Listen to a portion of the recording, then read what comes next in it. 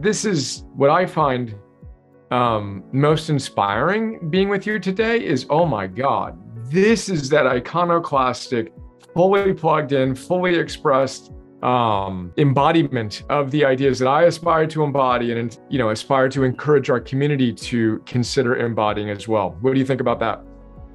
Oh, I do want to say this. So, because you've asked a couple times where you got the courage to do these things. One, it came from realizing that, going right at the things that scare me, there's tremendous joy. But the other thing is this. So I had this weird good fortune. I read a little about this in Art Impossible, but I don't make this point.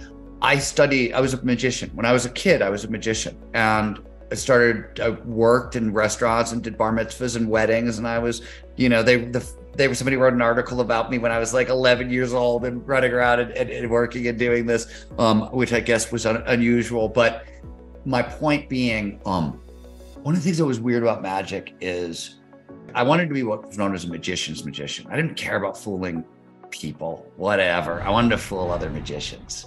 And the way to do that was like really intense craft. And you could study, there were magicians, so everybody knew these are the magicians, and you could learn their tricks. They put them in books, you could learn them. So I learned very early on, by the time I was 10 or 11 or 12, that if you practiced hard enough, I could learn expert level. I could be an expert. I could do the same things as the expert and I could get the same results, meaning I could fool people or fool other magicians. So I knew I was doing it right at their level, which is interesting.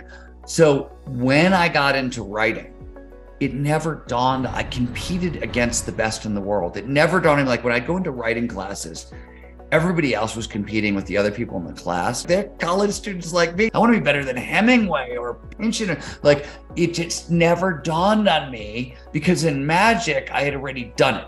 Like I'd already been like, well, if these people are best in the world, I'm going to figure out what they're doing. I'm going to learn how to do it. And that's just the learning process in magic. There was a saying in magic, which is anything's easy with 10 years practice. So I knew like, it would take me 2 years to learn something, but I could literally, oh, wow, I'm as good as the best in the world. I was too naive to understand there was probably a lot more that went into being best in the world at that point. But when it came to writing, I wasn't scared to compete against the best in the world.